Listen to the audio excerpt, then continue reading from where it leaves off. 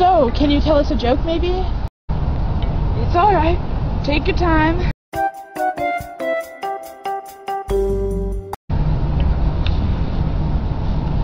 Yeah. Stupid. Nothing? No jokes. You don't know any jokes. No? Sorry. Like what? City met this girl, and he wanted to see if she was free for Saturday night. Okay. She said, no, not free, but my rates are reasonable. You don't know any jokes? No. So, okay, there was a man, one day he walks into a bar. As he goes up to the bar and asks bartender for a drink, he notices a can or a jar, a Mason's jar, full of money sits to the side of the bar. While looking at the jar, he asks the bartender, excuse me sir, but what's that jar over there for? And the bartender looks at him and proceeds to tell him, yes, we have a horse in the back, you see. And the thing is, if you can go back there and make this horse laugh, you can take that whole jar of money with you. But the catch is you have to put $5 in the jar before you go back there. So the guy thinking, he looks at the jar and says there's a pretty good relative amount of money in that jar. Oh, let's see what's wrong with throwing $5 in there trying to make, to walk out with that jar today.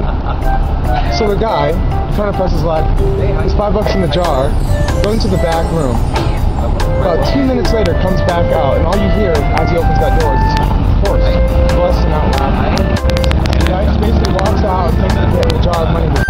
But about 2 weeks later, the man walks back into the bar. And there's a jar half full of money. So the guy goes up to the bartender and says, what's the deal? It's the jar. He goes, great, I've been meaning to talk to you. You see, ever since you came in here and made my horse laugh, it's not stopped laughing since.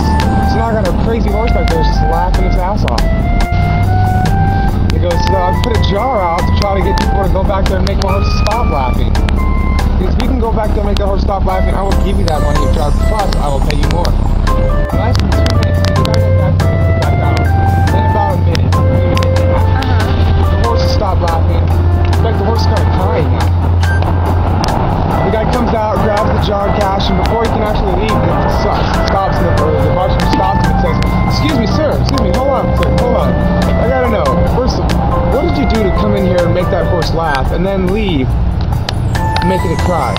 The guy goes to the bartender and says, well, to be quite honest with you, I went back there and I told the horse that I had a bigger dick than he did. And then to make it cry, I went back there and I showed him.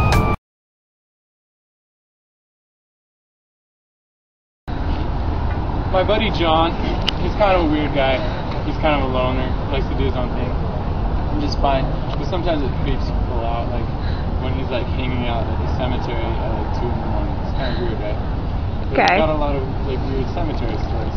One night, we were just sitting in the cemetery, and I saw this like glow over by this grave, and it really freaked him out.